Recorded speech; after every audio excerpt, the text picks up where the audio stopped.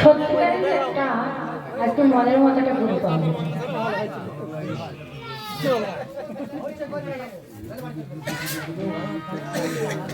তা ভালো বলেছে।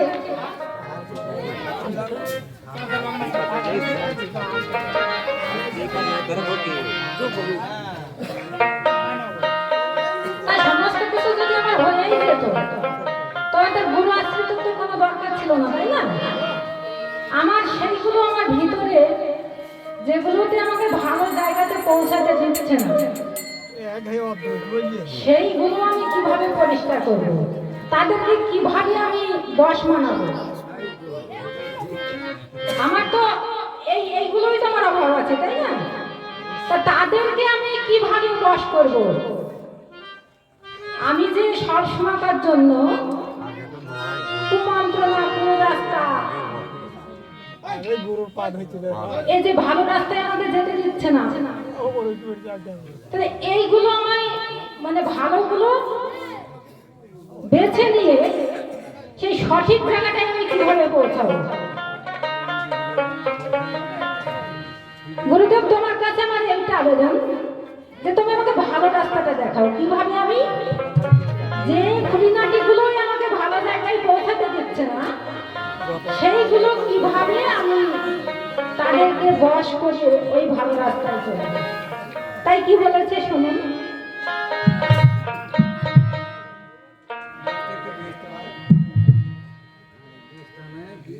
বলিয়া যাবে গান হবে বলে আমার কথায় কথায় দিন গেল,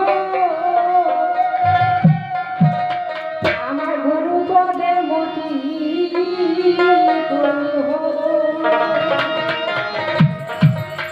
এই যে আমার এই দেহের মধ্যে 10 ইন্দ্রিয়,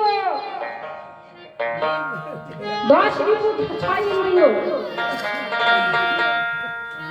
তাই 10 ইন্দ্রিয় আর 6 রিপু এরা যে সব সমাকার জন্য এই কলহ বাঁধাচ্ছে, মানে আমাকে সঠিক জায়গায় পৌঁছাতে দিচ্ছে না। তা দয়া মানে কি করে এদেরকে বশ করে আমি সেই সঠিক রাস্তায় আমি চলবো?